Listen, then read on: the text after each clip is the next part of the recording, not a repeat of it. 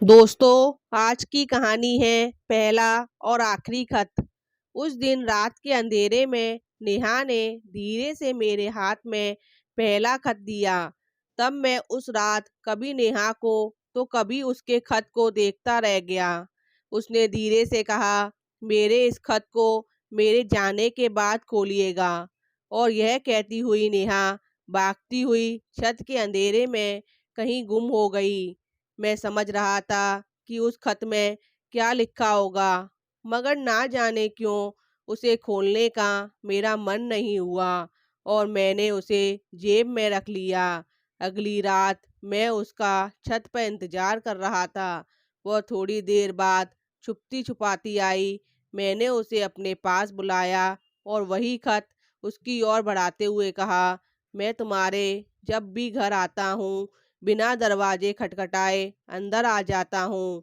तुम्हारी माँ को हक से कुछ भी बनाकर खिलाने को कहता हूँ। अगर तुम्हारी माँ को यह मालूम हुआ कि मेरी तुम्हें देखने की नीयत में फर्क आ गया है तो सोचो उन्हें कैसा लगेगा। नेहा अपने झुके हुए सर को उठाकर सीधा मेरी आंखों में देखने लगी। उसकी डबडबाई पलकों से देखकर मुझे एक अजीब सी सरहन महसूस होने लगी। मेरी जुबान पर अचानक ताला लग गया। नेहा ने मुझे कोई जवाब नहीं दिया और मेरे खत को मेरे हाथ में छोड़कर भागती हुई सीढ़ियों से नीचे उतर गई। मेरे हाथ में अब भी वह खत था जिसे मैं उसे लौटाने आया था। मुझ में फिर भी खत को खोलने की पढ़ने की हिम्मत नहीं हो रही थी। मैं पूरी रात जागता रहा और उसके बचपन से अब तक बीते हुए दिनों को याद करता रहा कि कब मैंने उसकी आंखों में और हरकतों में अपने लिए कुछ ऐसा देखा था जिसमें उसके दिल की बात हो। मैंने नेहा को बचपन से देखा है। हम दोनों साथ में ही बड़े हुए हैं। मेरा नेहा के घर में सीधा आना जाना है। हाँ, जब वह जवानी की पहली पहर में थी तब सभी कभी उसका देखने का अंदाज में फर्क महसूस हुआ, मगर मैंने उसे गंभीरता से नहीं लिया। वह उस उम्र की हरकतें थी जो अक्सर हो जाया करती थी। मुझे आज भी वो याद आ रहा है जब एक दिन उससे मेरी अनजाने में टक्कर हो गई थी। तब नेहा का यूं शर्माना और दांतों में उंगली दबाकर भाग जाना। वह जानती थी मुझे पनीर रोल बहुत अच्छे लगते हैं। एक रात जब मैं देर से लौटा उस समय वह अपने बरामदे में बैठी हुई थी। मैं अपने घर के गेट में दाखिल हो रहा था। तब वह आकर मेरे हाथ में पनीर रोल पकड़ाकर यह कहती हुई भाग गई थी कि इसे बाहर ही खा लेना। यह मेरे हिस्से की एक ही थी। तब भी मेरी समझ में नहीं आया था। एक दफ़ा मेरे सभी घर वाले किसी शादी में शहर से बाहर गए थे। मेरे एग्ज़ाम थे इसलिए मैं नहीं जा सका था। परीक्षा के बाद मुझे बहुत तेज बुखार हो रहा था। सुबह से जब मैं बाहर नहीं आया तो वह मेरे घर आकर मुझे ढूंढने लगी और मेरे कमरे में आ गई। मुझे बीमार देखकर उसने मेरे सर को छुआ तो घबरा गई। उसने अपनी माँ को बुला लिया था। दोनों माँ बेटी पूरी रात मेरे सर पर पानी की पट्टी लगाती रही। जब तक मेरे घर वाले लौट कर नहीं आए वही मेरी देखभाल करती रही। मेरी आंखों के सामने वह दिन भी घूमने लगा। एक घटना और मुझे याद आने लगी जब मेरा मोटरसाइकिल से एक्सीडेंट हो गया था और कुछ लोग मुझे बेहोशी की हालत में घर पर उठाकर लाए थे। जब मुझे होश आया तब मेरे आसपास मेरे परिवार के अलावा कई और लोग भी इकट्ठे थे। उस दिन मैंने दो लोगों की आंखों में आंसू देखे थे। उनमें से एक मेरी माँ थी जो मेरे पास बैठी थी। दूसरी वह थी जो दूर दरवाजे पर खड़ी थी। उसकी नज़र मुझसे मिलते ही वो वहाँ से हट गई। यह सारी बातें मुझे याद आने लगीं जिसे मैंने उस वक्त कोई अहमियत नहीं दी थी। रात के आखिरी पहर में मुझे नींद आ गई थी। अगली सुबह मुझे नौकरी पर दिल्ली लौटना था। जब मैं दिल्ली जाने के लिए घर वालों से विदा हो रहा था तब बस मेरी नज़र उसके घर की ओर पड़ी। वह दरवाजे की ओर से मुझे अजीब नज़रों से देख रही थी, शायद रो रही थी। दिल्ली पहुंचकर मैं अपनी नौकरी में व्यस्त हो गया। कई दिनों तक मुझे कुछ भी याद करने की फुर्सत नहीं मिली। रविवार के दिन मैं कपड़े धोता हूँ। कई दिनों के कपड़े पड़े थे। वॉशिंग मशीन में डालने से पहले कपड़ों की जेब से उसका वह खत मिला जिसे मैंने बिना खोले जेब में रख लिया था। मुझे थोड़ी जिज्ञासा हुई और मैं पहली बार उस खत को खोलकर पढ़ने लगा।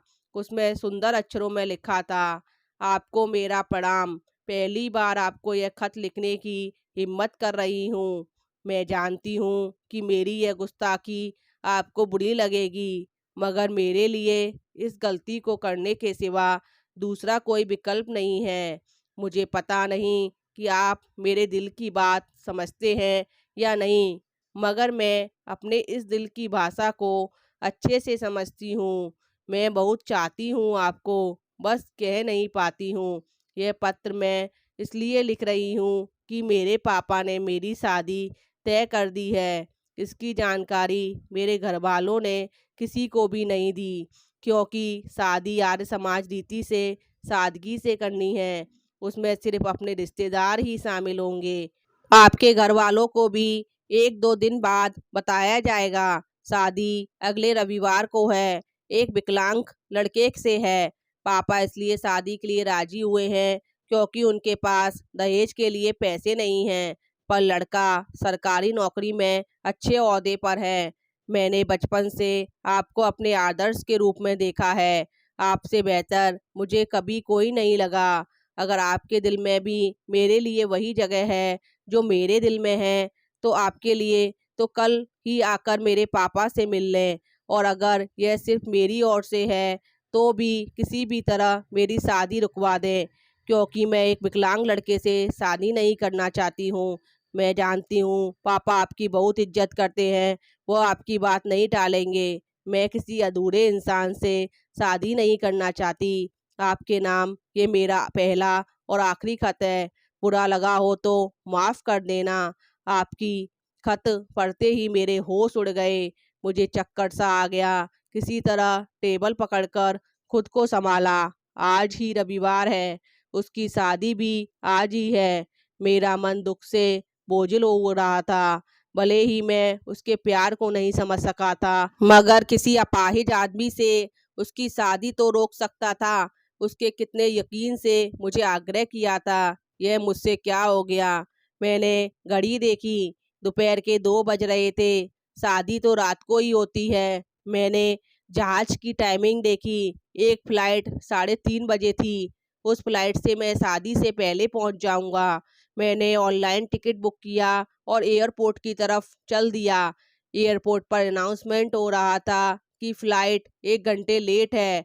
मैंने 1 घंटे तक दिल्ली एयरपोर्ट पर इंतजार किया। मैंने जब एयरपोर्ट पर उतरा तब रात हो गई थी। मैं टैक्सी पकड़कर घर पहुंचा तो उसकी विदाई हो रही थी। मैं दूर टैक्सी रुकवाकर पैदल ही चलता हुआ उसके घर के पास पहुंचा। तब उसकी विदाई की गाड़ी धीरे धीरे बढ़ रही थी। वह माँ पापा की जुदाई में जार जार रोती हुई कार की खिड़की से उन्हें देख रही थी। कार सरकती हुई मेरे करीब पहुंची। नेहा की नज़र मुझ पर पड़ी तो अचानक उसकी रुदन थम गई। उसने भरी आंखों से मुझे देखा। इस बार उसकी आंखों में मैंने पहली बार अपने लिए नफरत देखी। मैं तड़प उठा। मेरी आंखें भी बहने के लिए बेचैन हो रही थी। मैंने सर दूसरी ओर घुमाकर उससे अनजान बन गया, जैसे उसे देखा ही नहीं। उसकी गाड़ी आगे निकल गई। आज मुझे अफसोस होता है कि काश मैंने उस रात उसके लिखे पहली और आखिरी खत को पढ़ लिया होता।